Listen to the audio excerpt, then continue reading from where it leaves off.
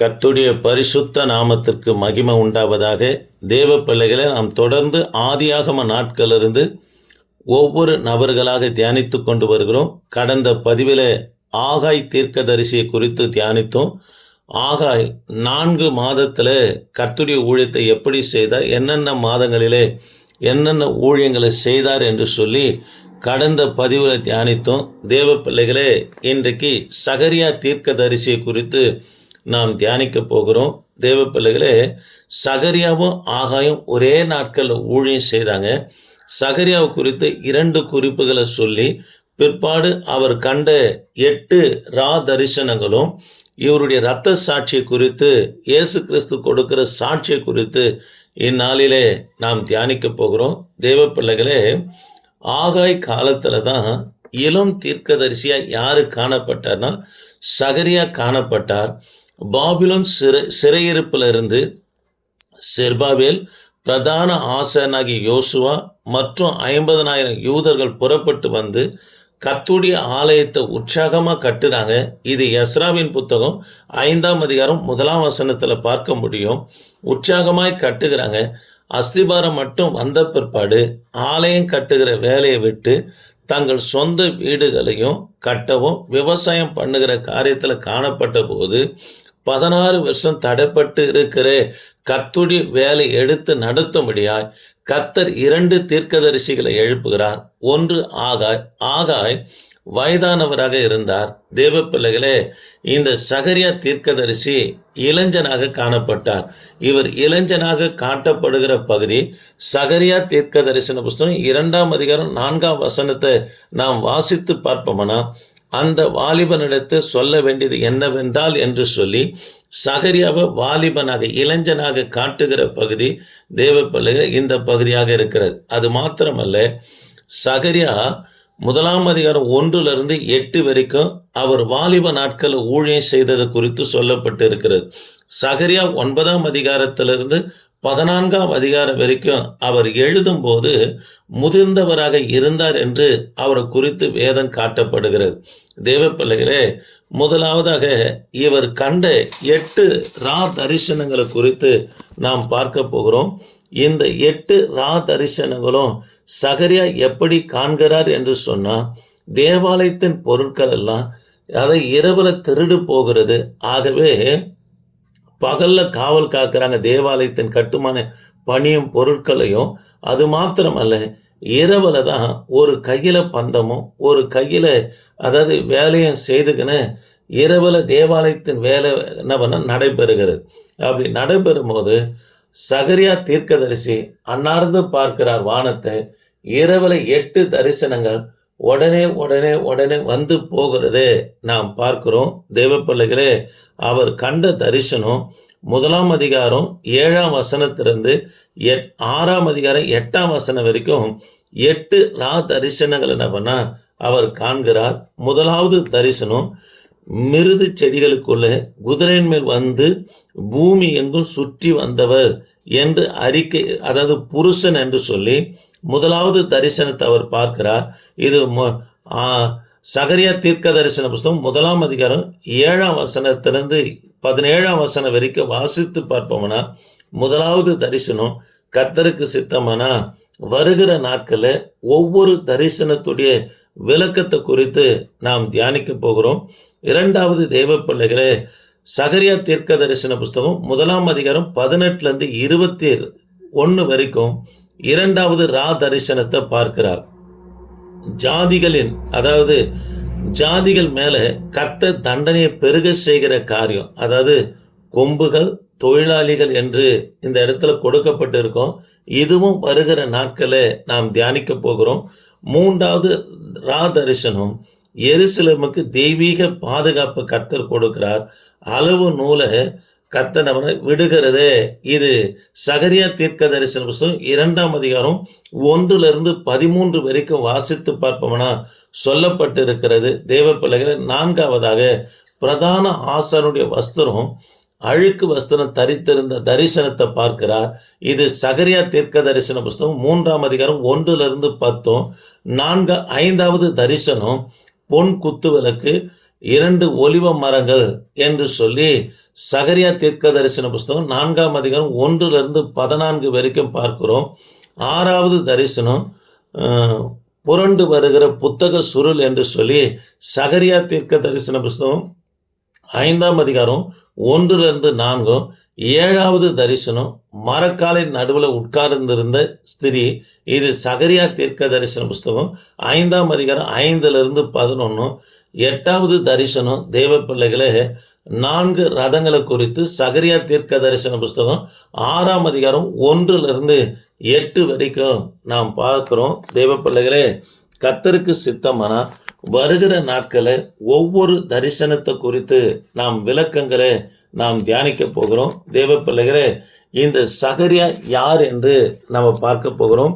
சகரியா தீர்க்க தரிசன புஸ்தகம் 1ஆம் அதிகாரம் 1ஆம் வசனத்தை நாம் வாசித்து பார்ப்போம்னா, பெர்கியாவின் மகன் என்றும் இத்தாலியாவின் பேரன் என்றும் இவரை குறித்து சொல்லப்பட்டிருக்கிறது.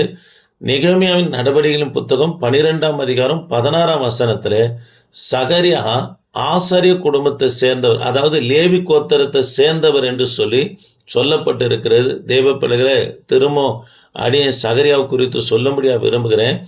சகரியா லேவி கோத்திரத்தை சேர்ந்தவர், ஆசாரிய குடும்பத்திலிருந்து வந்தவர் தான் இந்த சகரியா. பாபிலோன் சிறையிருப்புக்கு போகிறதுக்கு முன்பதாகவே எருசலேமில் ஆசாரியனாகவும் தீர்க்கதரிசியாகவும் சகரியா குடும்ப நபனா ஊழியம் செய்தார்கள் என்று வேத குறிப்புகள் நபனா சொல்லப்படுகிறது. அது மாத்திரமல்ல, ஆகாய் காலத்தில் வாழ்ந்த இளம் தீர்க்கதரிசி என்றும் இவரை குறித்து நம்ம பார்க்கிறோம். தேவ பிள்ளைகளே, சகரியா என்கின்ற பெயர்ல அநேகர் இருக்கிறாங்க. 2 நாளாகமும் 24ஆம் அதிகாரம் 20-21 வரைக்கும் சகரியாவுடைய இரத்த சாட்சியை குறித்து நாம் தியானிக்க போகிறோம். தேவ பிள்ளைகளே, 2 நாளாகமும் 24ஆம் அதிகாரம் 20-21 வரைக்கும் வாசித்து பார்ப்போம்னா, சகரியா என்கின்ற வேறொரு தேவ மனிதன் அதாவது கொன்று போட்டது போல இந்த இடத்துல சொல்லப்பட்டு இருக்கிறது. பெர்கியாவின் குமாரன் சகரியாவும் நாம் இப்போ பார்க்கிற இந்த சகரியாவும் ஆலயத்துக்கும் பலிபீடத்துக்கும் இடையில பரிந்து பேசுகிற இடத்துல நின்று கொண்டு இருக்கும்போது ஆலய அதிகாரிகளும் சில எதிரிகளும் இந்த சகரியா தீர்க்கதரிசியை அதாவது கொலை செய்தார்கள் என்று இயேசு கிறிஸ்து மத்தேயு சுவிசேஷ புத்தகம் 23ஆம் அதிகாரம் 34-35 வரைக்கும் சகரியாவின் இரத்த சாட்சியாக மரித்தார் என்று சொல்லி இயேசு கிறிஸ்து இந்த இடத்துல எடுத்து காட்டுகிறதை நாம் பார்க்கிறோம். தேவ பிள்ளைகளே, சகரியா ஊழியம் 2 நோக்கத்துக்காக காணப்பட்டது. தொடர்ந்து நான் ஒவ்வொரு காரியமாய் சொல்லி கொண்டு வருகிறேன். தேவ பிள்ளைகளே, முதலாவது காரியம் பார்த்தோம். இவர் இளைஞனாக இருந்தார். எதற்காக கர்த்தர் இவரை ஊழியத்திற்கு அழைச்சார் என்று சொன்னால், தடைப்பட்டு இருக்கிற தேவாலயத்தை 2 தீர்க்கதரிசிகளை கொண்டு கட்டும்படியா கர்த்தனவனா ஏவினார் என்று சொல்லி பார்த்தோம். ஒன்று சகரியா, இன்னொன்று ஆகாய் என்று பார்த்தோம். 2வதாக தேவ பிள்ளைகளே, இவர் கண்ட 8 தரிசனங்களை குறித்து பார்த்தோம். 3வது இவர் என்ன வம்சத்தை சேர்ந்தவர் என்று சொல்லி பார்த்தோம். 4வதாக தேவ பிள்ளைகளே, இவர் இரத்த சாட்சியாக மரித்தது குறித்து இயேசு கிறிஸ்து சாட்சி கொடுக்கிறார் என்று சொல்லி பார்த்தோம். 5வதாக சகரியா 2 நோக்கத்துக்காக ஊழியம் செய்தார் என்று சொல்லி சகரியா தீர்க்க தரிசன புஸ்தகம் 1ஆம் அதிகாரம் 1-8 வரைக்கும் வாசித்து பார்ப்போம்னா, ஆலய பணியை துவங்க அதை முடிக்க மட்டும் நிலைத்திருக்க வேண்டும் என்று சொல்லி யூத ஜனங்களை என்ன பண்ணா உற்சாகப்படுத்துகிறார். ஒரு வேலை துவங்கிறது லேசானதுங்க, அதை முடிக்கிறது தான் கடினமானது. ஆகவே தான் கர்த்தரும் சொல்றாரு, முடிவு பறிந்த நிலைத்திருப்பவனே ரட்சிக்கப்படுவான் என்று சொல்லுகிறார். கலப்பெண் மேல் கை வைத்து ஒருவன் திரும்பி பார்ப்பானா அவன் தேவனுடைய ராஜ்யத்திற்கு தகுதி இல்லாதவன் என்றும் வேதத்தில் வாசிக்கிறோம். ஆகவே தான் சகரியா தீர்க்கதரிசி சொல்லுகிறார், ஆலய வேலையை துவங்கின நீங்க அதை முடிக்க மட்டும் அவனை நிலைத்திருக்க வேண்டும் என்று சொல்லுகிறார். தேவ பிள்ளைகளே, கர்த்தர் கொடுத்த ஊழியம் அதாவது பாராட்டத்துக்கு எல்லாராலும் பாராட்டும் அதாவது கனமும் கிடைக்கும் என்று கர்த்தருடைய பிள்ளைகள் நினைக்கவே கூடாது. ஒரு இடத்துல கனவினப்படுவோம், ஒரு இடத்துல கர்த்தர் கனப்படுத்துவார். ஆனாலும் கூட முடிவு வரையும் கர்த்தருக்காக நிலைத்திருந்து பாடோ மரணமோ துக்கமோ துயரமோ எப்படி அப்போஸ்தலனாகிய பவுல் சொல்லுகிறாரோ, எனக்கு வந்த எல்லா பிரச்சனைகளை காட்டிலும் தேவாலயத்தை குறித்ததான துக்கம் தான் என்னை அதிகமாக இருத்துகிறது என்று சொல்லுகிறது போல, கர்த்தர் நமக்கு கொடுக்கப்பட்ட ஊழியத்துல தேவ பிள்ளைகளை துவங்கி இருக்கிறத, என்ன பிரச்சனை போராட்டம் வந்தாலும் பவுல் எப்படி சொல்லுகிறாரோ, நல்ல போராட்டத்தை போராடினேன், ஊழியத்து நிமித்தமாய் வருகிற பாடுகள். அது என்ன போராட்டம்னா நல்ல போராட்டம் என்று சொல்லுகிறார். நல்ல போராட்டத்தை போராடினேன், ஓட்டத்தை முடித்தேன், விசுவாசத்தை காத்துக்கொண்டேன், இது முதல் எனக்காக ஜீவ கிரீடம் வைக்கப்பட்டு இருக்கிறது என்று சொல்லுகிறார். ஆக தேவ பிள்ளைகளே, ஆலய வேலையை துவங்குற நாம, ஊழியத்தை துவங்கின நாம விசுவாசத்தோடு நல்ல போராட்டத்தை ஓடி நாம் முடிப்போம்னா, நமக்கு கர்த்தர் எதை வைத்திருக்கிறார்னா ஜீவ கிரீடத்தை வைத்திருக்கிற தேவனாக இருக்கிறார். இரண்டாவது, அவர் ஊழியம் செய்த நோக்கம், சகரியா ஊழியம் செய்த நோக்கம், ஆலயம் கட்டி முடித்த மக்கள் மேசியா உடனே வரவில்லை என்று சொல்லினோம்னா சோர்ந்து போனாங்க. இது சகரியா தீர்க்க தரிசன புஸ்தகம் 9ஆம் அதிகாரம் 14ஆம் அதிகாரம் வரைக்கும் வாசித்து பார்ப்போம்னா சொல்லப்பட்டிருது. ஆகவேதான் மேசியா வந்தா என்ன நடக்கும் என்கின்ற வெளிப்பாடை யூத ஜனங்களுக்கு அவர் சொல்லுகிறத பார்க்கிறோம்.